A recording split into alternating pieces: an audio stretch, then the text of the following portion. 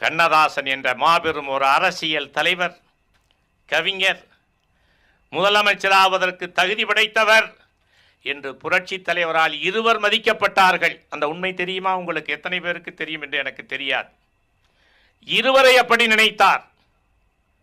ஒருவர் ஈவி.கே. சம்பத், மற்றொருவர் கவியரசு கண்ணதாசன். இந்த இரண்டு பேரிடம் இருக்கின்ற மிகுதியான திறமை என்பது அளப்பரியது, அளவிட முடியாதது. ஆகவேதான் கவியரசு கண்ணதாசன் அவர்களை அரசவை கவிஞராக்கினார்.